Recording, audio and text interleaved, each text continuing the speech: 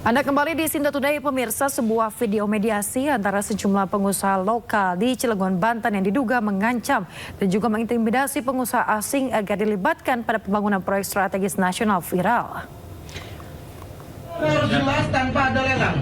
5 triliun untuk hadir, 3 triliun untuk hadir tanpa ada lelang. Bagi. Selesai.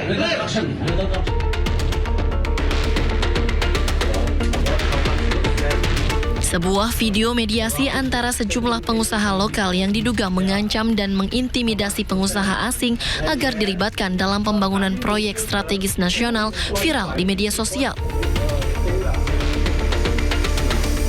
Dalam video tersebut, sejumlah pengusaha lokal yang mengatasnamakan organisasi pengusaha kota Cilegon diduga mengintimidasi seorang pengusaha dari salah satu perusahaan petrokimia dengan meminta dilibatkan dalam proyek perusahaan senilai triliunan rupiah kepada pengusaha asing tanpa lelang. Menyusul viralnya video tersebut, Kapolres Cilegon AKBP Kemas Indranata Negara akan menindak tegas organisasi ormas maupun LSM hingga oknum yang berkedok premanisme.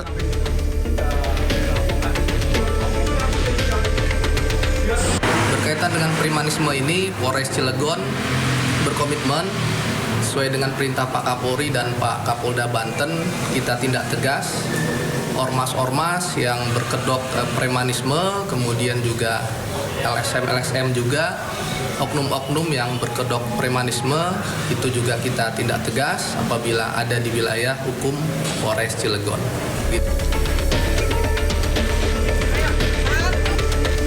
Sementara itu, Kapolres Cilegon juga telah memediasi antara kedua belah pihak agar tidak ada pengancaman maupun intimidasi terhadap proyek strategis nasional. Dari Cilegon, Banten, Iskandar Nasution, iNews melaporkan. Aksi premanisme ormas di sejumlah daerah dinilai telah mengganggu iklim usaha sehingga membuat investor enggan masuk ke Indonesia. Banyaknya aksi ormas yang kebablasan membuat Menteri Dalam Negeri Tito Karnavian membuka peluang merevisi Undang-Undang Ormas. Buntut arogansi dan premanisme ormas di sejumlah wilayah, muncul wacana merevisi Undang-Undang Nomor 17 Tahun 2013 tentang organisasi kemasyarakatan. Revisi untuk mempercepat pembubaran ormas yang dinilai kerap mengganggu keamanan dan ketertiban di tengah masyarakat. Menteri Dalam Negeri Tito Karnavian membuka peluang merevisi Undang-Undang Ormas. Menurut Tito, banyak peristiwa ormas yang kebablasan sehingga harus ada pengawasan dan audit keuangan yang ketat. Namun, undang-undang bersifat dinamis, sehingga perubahan situasi juga bisa memengaruhi isi dan pelaksanaan undang-undang. Wakil Ketua MPR RI Edi Suparno juga menegaskan bahwa pemerintah perlu segera mengambil tindakan tegas terhadap aksi premanisme oleh oknum anggota ormas untuk memberikan kepastian pada dunia usaha akan iklim investasi di tanah air. Gangguan terhadap pelaku usaha di sektor investasi itu sama saja dengan mengganggu target pemerintah untuk mengejar pertumbuhan ekonomi 8% tersebut. Nah, oleh karena itu kita harus segera melakukan tindakan terhadap aksi-aksi premanisme yang sering berkedok ormas tersebut. Dunia usaha kepada pelaku investasi bahwa Indonesia itu tidak akan mentolerir dalam tanda petik aksi-aksi koboi, ya, premanisme yang sering berkedok ormas tersebut.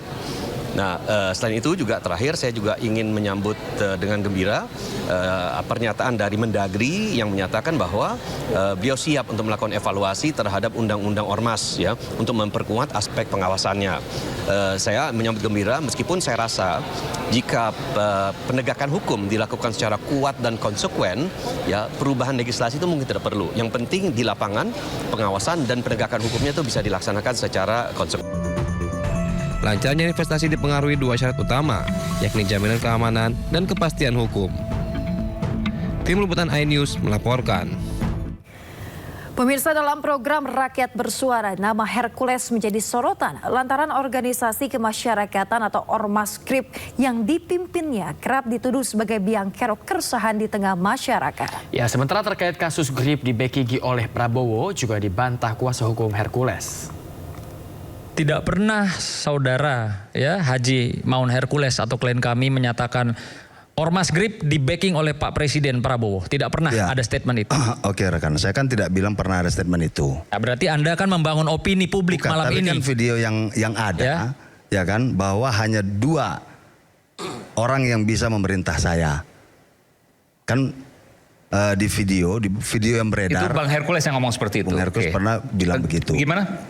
Ya, hanya ada 2 yang bisa memerintah saya, ya, Pak Prabowo dan Gus Miftah saat itu. Pak Prabowo masih jadi Menhan. Nah, itu. Ya, tapi sekarang malam ini Anda menyampaikan di hadapan jutaan pemirsa kayak seolah-olah Anda membangun opini bahwa Hercules klien kami itu di backing oleh Pak Presiden Prabowo gitu. Enggak Bang, kan saya tadi kan menjawab Bang Nahak. Artinya kan saya mau menjelaskan apa Ya, yang artinya disampaikan saya Bang minta Nahak. Anda cabut pernyataan seperti itu. Ya, sekarang di jutaan pemirsa nih, jangan sampai nanti jadi hal yang berubah nih gitu loh. Tapi Anda mengatakan itu tadi. Kan seolah-olah, itu kan opini Seolah-olah, publik, opini oke. kita kan seolah-olah kan misalnya nih ya. Kalau opini dikatakan publik hanya yang ada bicara tuh publik, kalau di sini yang bicara Anda.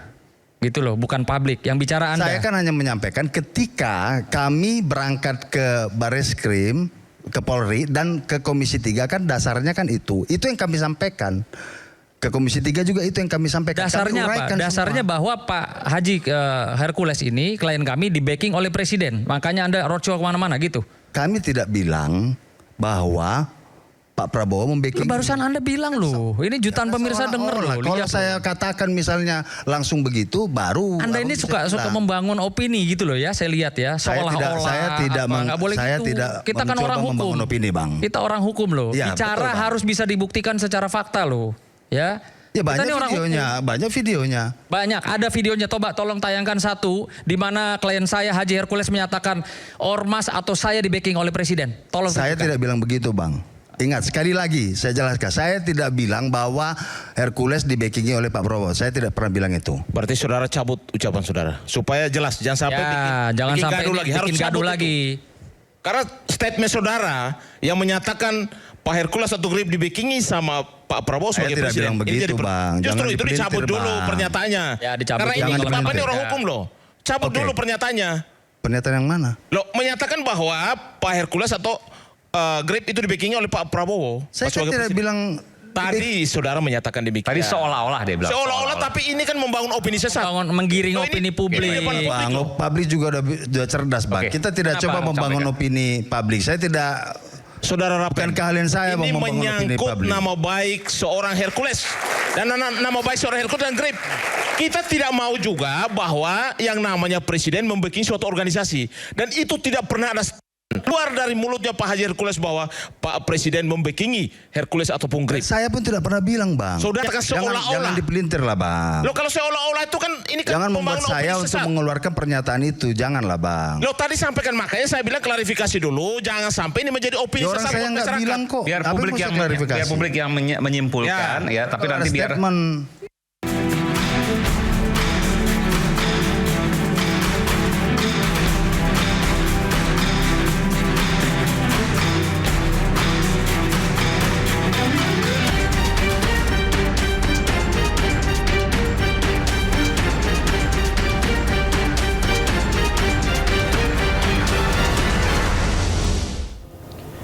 Pemirsa, Wakil Menteri Ketenagakerjaan Immanuel Ebenezer melakukan inspeksi mendadak ke sebuah hotel di Depok. Sebelumnya ratusan pegawai sebuah hotel di Depok berunjuk rasa meminta pembayaran gaji dan THR yang belum diterima.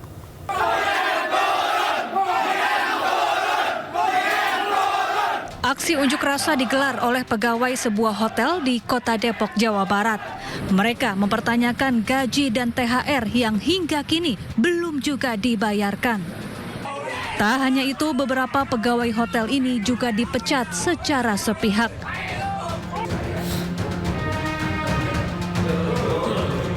Wamenakar Immanuel Ebenezer pun mendatangi lokasi. Ia meminta pihak hotel segera menyelesaikan permasalahan ini. Tak hanya itu, Wamenakar juga akan meminta Gubernur Jawa Barat untuk melonggarkan aturan wisuda sekolah.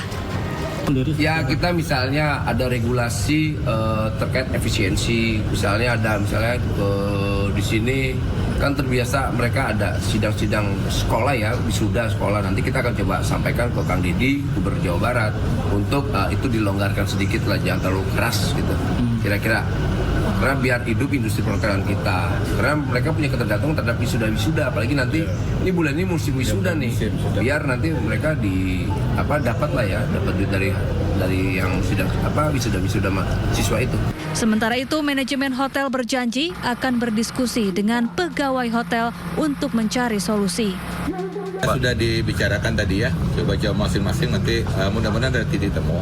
Karena kadang-kadang bagaimana harus dikondisikan semua, karena ini kan efek juga dari ekonomi makro ya, mikro, dan kebijakan yang efisiensi itu Januari ya kita 30% itu sulit.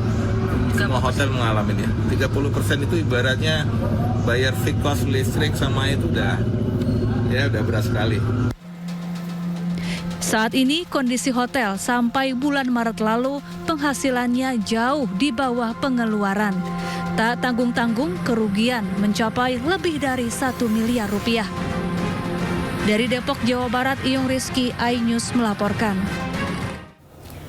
Menteri Ketenagakerjaan Yasirli juga membuka data pemutusan hubungan kerja dari tahun 2022 hingga 2025. Tidak hanya itu, ada 3 provinsi yang menjadi daerah paling banyak PHK. Dan berikut pemirsa rinciannya. PHK di Indonesia meningkat dari tahun ke tahun. Tercatat untuk tahun 2022 ada 25.114 orang. Sementara tahun 2023 sebanyak 64.855 orang di PHK. Berikutnya pada tahun 2024 jumlah orang yang di PHK meningkat menjadi 77.965 orang. Dan berikutnya di tahun 2025 ini pemirsa, hingga bulan April kemarin sebanyak 24.036 orang harus kehilangan pekerjaannya.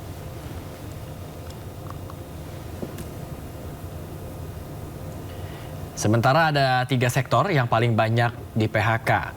Hingga bulan April 2025 kemarin, sektor industri pengolahan menjadi industri dengan jumlah PHK terbanyak, yaitu 16.801 orang.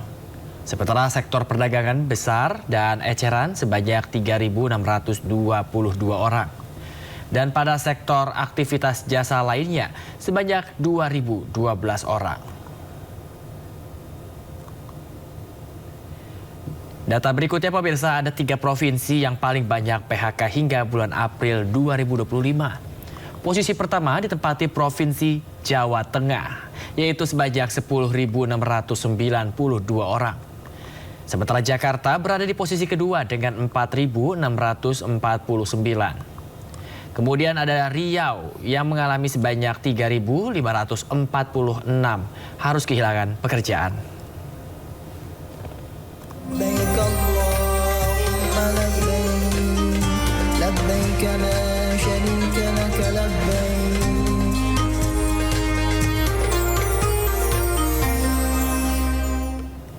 Lebih dari 9.000 jemaah haji Indonesia telah tiba di Mekah, Arab Saudi. Ya, salah satunya adalah penjual sandal plastik asal Makassar yang sudah menunggu selama 15 tahun.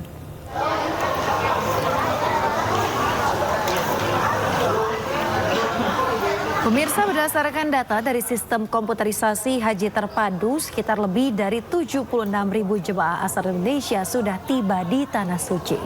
Dari jumlah tersebut, lebih dari 9.000 jemaah diantaranya telah tiba di Mekah, Arab Saudi. Salah satunya adalah Nurdiana Alam, penjual sandal asal Makassar, Sulawesi Selatan. Nurdiana mengaku senang dan juga terharu akhirnya bisa menunaikan ibadah haji pada tahun ini setelah menunggu selama 15 tahun.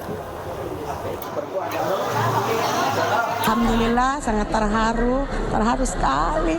Alhamdulillah, tidak bisa diungkapkan dengan kata-kata. Berapa lama menunggu? Kurang lebih 15 tahun. Ya. Pengalaman dari Madinah ke sini? Ya, alhamdulillah pengalamannya sungguh menarik, Pak. Pas sampai di Madinah semua, apalagi pengalaman yang terbaik pas masuk Raudah. Saya masuk Raudah 2 kali pakai nusuk sendiri. saya langsung berdoa depan mimbar pertama paling depan. Itu pengalaman yang paling berkesan di hidupku. Pemirsa, mobilitas jemaah haji didukung oleh armada bernama Bus Sholawat. Iya, kendaraan gratis yang beroperasi 24 jam ini siap mengantarkan dan jemput jamaah calon haji Indonesia untuk menunaikan sholat 5 waktu.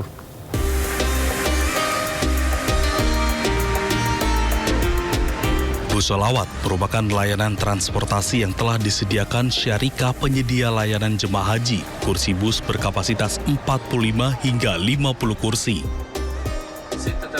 Fasilitas Bus Sholawat hanya dimiliki oleh jemaah haji Indonesia yang sudah berjalan sejak tahun 2008. Moda transportasi City Bus yang mayoritas berwarna kuning ini juga digunakan untuk mobilitas jemaah haji di Masyair. Saat jemaah melaksanakan puncak haji di Arafah, Musdalifah, dan Mina. Jadi per 400 sampai 450 jamaah kita siapkan bis satu unit.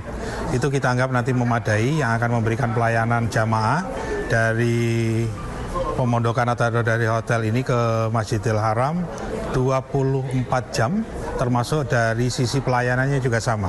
24 jam nanti ada petugas baik di halte maupun di terminal yang akan melayani jamaah kita menunaikan ibadah sholat 5 waktunya. Sementara itu, bus yang diperuntukkan bagi jemaah lansia dan disabilitas hanya berkapasitas terbatas karena di bagian tengah bus hanya berisi 4 kursi khusus. Petugas penyelenggara ibadah haji Arab Saudi sudah membagi pelayanan Bus Sholawat ini ke dalam 3 halte, di mana ada 27 rute untuk 4 wilayah. 84 calon jemaah haji khusus kloter perdana diberangkatkan ke Tanah Suci. Para calon jemaah haji ini resmi dilepas oleh Kementerian Agama Republik Indonesia. Usai dilepas dan diberi arahan, para calon jemaah haji khusus ini langsung menuju Bandara Soekarno-Hatta, Tangerang, Banten. Para calon jemaah haji khusus yang tergabung dalam konsorsium El Makaya ini nantinya bergabung dengan jemaah haji lainnya di Tanah Suci Mekah. Para jemaah haji diimbau untuk selalu menjaga kesehatan demi kelancaran beribadah di Tanah Suci. Sangat merasa bangga karena ada perbedaan pelayanan penyelenggara haji khusus tahun ini. Itu dalam bentuk tingkat kepercayaan dan konsolidasi semakin kuat antara kita dengan para penyelenggara. Yang kedua, para penyelenggara juga semakin berkomitmen untuk melakukan proses input data di Panwas Satu Data Haji Khusus.